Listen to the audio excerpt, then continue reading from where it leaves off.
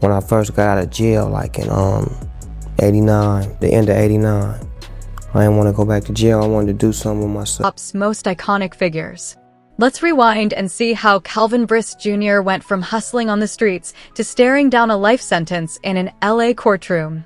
Born on October 20th, 1971, at Long Beach Community Hospital, he lost his biological father, Vietnam vet Vernell Varnado, just 3 months later when Vernell left for Detroit. Snoop was then raised by his mother, Beverly Tate, and briefly by his stepdad, Calvin Brutus Sr., who left the family when Snoop was around 4. Beverly became the anchor of their household, juggling multiple jobs to provide for Snoop and his brothers in East Long Beach, one of the city's roughest neighborhoods during the 70s and 80s, a time of factory closures, scarce jobs, and the looming crack epidemic. To help out, Snoop hustled from a young age, selling candy door to door, delivering newspapers, and bagging groceries. His mother, a devout Baptist and choir singer at Golgotha Trinity Baptist Church, introduced him to music early, having him sing in the choir and play piano before kindergarten. She taught him the classic R&B and soul that would later shape his signature sound. The nickname Snoopy came from her too, because he reminded her of the Peanuts cartoon dog, an innocent tag that contrasted sharply with the streets outside. In school, Snoop thrived both in music and sports. By 6th grade, he was rhyming in hallways, drawing crowds big enough to alarm the principals, and he showed real potential as a football receiver and defensive back. He stayed active in church, but the streets of East Long Beach were closing in. By 15 or 16, Snoop was involved with the Rolling 20s neighborhood Crips, not through a dramatic initiation, but because that's where his friends were. The set offered protection, brotherhood, and a way to make money in a world with few opportunities. Looking back, Snoop reflects on how quickly the environment shifted from kids playing sports to young men caught up in the system. As a kid, it was cool because it wasn't too much violence. It was, all my homeboys, we played football, basketball, we were in that sports or either going to school. But then as we got older, a lot of the homies started getting caught up and gangs started to form, and some of us started going. By his late teens and early 20s, Snoop was fully entrenched in the trap, moving cocaine on the streets. The hustle brought quick cash, but it also meant constant pressure from rivals and law enforcement. Between 1989 and 1990, he faced repeated arrests for possession with intent to distribute. One 1990 case landed him in Los Angeles County's Wayside Maximum Security Prison for about 6 months. That stint was a wake-up call. When he got out in '89, Snoop made a decision. He was done with the streets and ready to go all in on. I first got out of jail like in 89, the end of 89. I didn't want to go back to jail. I wanted to do something with myself. And I just, started becoming dedicated to it, being a student to it, started making tapes and, leaving all the other madness alone on the streets and being more dedicated to it. Music became Snoop's way out. Back in high school, he linked up with his step-cousin Warren G and his longtime homie Nathaniel Nate Dogg Hale, a fellow choir singer with a voice that could move the room. Together, they formed 213 and started laying down tracks, crafting that signature G-funk sound inspired by George Clinton and the early West Coast pioneers. Their big break came in 1991 when Warren G played one of their demos at an event where Dr. Dre happened to be. That connection led to Snoop featuring on Dre's Deep cover in 1992, and the rest was history. Before that, Snoop and the crew had been recording in the back of a local record store, with Dre's little brother pushing him to get. Like I said, when we was making tapes in the back, me and my homeboys, Dre's little brother was my DJ at the time being, and he was always telling me, man, you need to rap for Dre. And I was like, I know I ain't ready for them yet. They had put Straight Outta Compton out, and I was like, I ain't even on their level yet. So we just went ahead and kept. By 1993, Snoop was on the brink of superstardom. Doggy Style was about to drop, the fastest-selling rap debut of all time, and at just 21, he was poised to become one of the biggest names in the game. But on August 25, 1993, everything changed. Shots rang out near his apartment complex in LA, and the life he had built suddenly hung by a thread.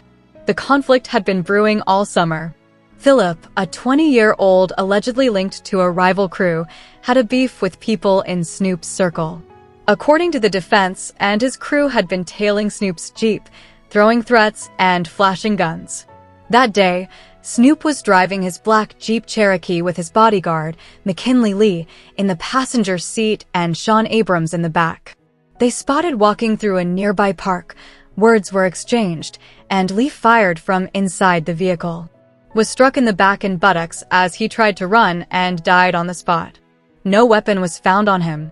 The LAPD issued an APB immediately. Snoop turned himself in with his lawyers, and both he and Lee were charged with first-degree murder, facing life in prison, or even the death penalty. Years later, Snoop would describe the terror of walking into that courtroom as a young man, with his whole future hanging in the balance. Yeah, and let me ask you a question. What was that feeling, man? Because there's a lot of young cats out here that think the street life is all that. I remember everybody seen it when you was walking the court when you was a young cat. You going in there, you and Suge and them. What was that feeling, man? Could you describe that feeling to these young cats? It wasn't. It wasn't nice. It wasn't.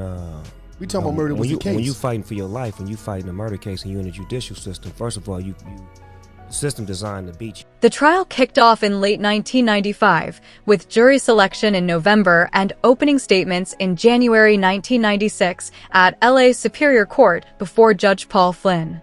The prosecution came at Snoop hard, portraying him as a mastermind who had orchestrated the hit out of revenge. They even tried to use his own lyrics from Murder Was the Case as evidence of his mindset. This was the first time Snoop had real legal representation. Before this, he'd taken whatever plea deals were offered, unable to afford a How to carry myself. I didn't know how to act because I wasn't never in a position like that. Normally, when I went to court, I would just take the deal. You know what I'm saying? Because I didn't have money for a lawyer. I didn't have. Yeah, that was me. I was there. Right. So you didn't have none of that. So this is the first time I ever had a lawyer. Snoop's defense team was stacked with heavy hitters. Johnny L. Cochran Jr., fresh off the O.J. Simpson trial, joined forces with David Kennard and Donald Ray. They pushed a self-defense argument, claiming that and his crew had been threatening Snoop's team for weeks leading up to the shooting. And when it came to backing his artist, Suge Knight didn't hold back. He assembled this elite legal squad, reportedly spending around $10 million from the label to give Snoop the best shot in court. Murder case. If it wasn't for him, I don't know what I would have did, because he was professional enough to know that you need a lawyer. You got to get a defense team. You got to do this. Don't say a word. How much does your lawyer cost? Man, we spent about $10 million on that case. Damn. Just to get you out. He spent $10 million cash. At least, because the case went on for 3 years. The jury went into deliberations on February 20th, 1996. After 4 tense days of back and forth, with fears of a deadlock looming, they returned a verdict. Snoop and Lee were acquitted of all murder charges. The next day, February 21st, the jury hung on the voluntary manslaughter charge, which the DA eventually dropped. Jurors later said the self-defense argument was convincing, and they didn't trust how the cops and prosecutors had handled the case. The ordeal took a massive toll. Legal fees reportedly ran between $5 and $10 million, while Snoop endured house arrest, constant death threats, and leaned heavily on marijuana to cope. He's spoken about praying every night, fearing the death penalty, and going through a profound spiritual transformation during that time. Through it all, he learned to take life one day at a time, because tomorrow wasn't promised to anyone. The first time that video reenactments was introduced in court. So we had to reenact what had actually happened through a video that my attorney was willing to had found a way to put together, so it was like a reenactment like you see now when you watch those shows, the first 48 and all that. You see them how we was the first ones to do that in court. After beating the case, Snoop made a conscious decision to switch up his whole vibe. On 1990 SIX's The Dogfather, he dialed down the gangster posturing and started pushing more peaceful energy. He had survived what so many of his peers hadn't, but surviving meant watching people around him fall, and the bodies were starting to stack. The mid-90s hip-hop scene was tense, dominated by the East Coast, West Coast beef that had the entire culture on edge. The media fanned the flames, while Bad Boy Records and Death Row traded shots in interviews and on wax like it was nothing. Snoop's connection with Tupac began in late 1995, after Pac got out of prison and signed with Death Row. Both West Coast legends, forged by struggle, poverty, and gang culture, had instant chemistry in the studio. Pac pushed Snoop harder during sessions for All Eyes on Me and the Death Row compilations, collaborating on classics like Two of Most Wanted and Got My Mind Made Up. Intro. By mid-1996, tensions were rising. Tupac was moving erratically, pressuring everyone at Death Row to pick a side in the escalating East Coast-West Coast beef. Snoop, fresh off beating his murder case, wanted no part of that war. But things had already gone sideways. After the 1994 Quad Studios shooting in New York, Pac started pointing fingers at people who weren't involved, and the violence only escalated. Is it possible for you to kind of map out a future for yourself, or are you taking it like as it comes at the moment? I gotta always have a plan, you know what I'm saying, for the future, but I like to take it day by day because nobody's promised. Go sideways. Once Pac got shot, when he got shot, he felt like they did it, but... And this was when he got shot in New York. Yeah. Before he got shot in Vegas. There you go, right there. Yeah. And now... So he felt like someone from the West Coast was involved. No. Or from the like, East Coast, rather. Excuse me. Yes. And later information came out that the people that he thought did it had nothing to do. The breaking point came in 1996. Pac was shot in a drive-by in Las Vegas after the Tyson fight. Snoop wasn't there, he stayed back in LA, but rushed to the ICU when he heard the news. Seeing his friend swollen, hooked up to tubes, unresponsive, and knowing Pac wasn't going to make it was a gut punch Snoop never forgot. Pac passed away on September 13, 1996, at just 25 years old. Survivor's guilt hit hard. Just 6 months later, on March 9, 1997, Christopher Wallace, Biggie Smalls, was killed in a drive-by in LA after leaving a Vibe magazine party. The method mirrored Pac's hit, shots from a passing car. Snoop wasn't directly involved, but the loss shook him deeply. In just half a year, both generals from opposite coasts were gone, and hip-hop would never be the same. Snoop has said that losing Biggie broke the spirit of hip-hop. At the center of the chaos was Death Row Records, unraveling under Suge Knight. After Pac's death, money went missing, artists weren't getting paid, and intimidation was rampant. Snoop clashed with Suge over creative control, business disputes, and even his own safety. Still, he acknowledged that Suge had instilled a winner's mentality early on and pushed him to greatness. By him accusing people of it, it kind of set things off. And then by him being bailed out by Death Row Records, and Death Row Records adding more gasoline to the fire, and him being a part of the most gangsterous label in the world that his opposition didn't want no issues with. Right. It only egged it on, as opposed to, let's find a resolution. No, let's keep making it more.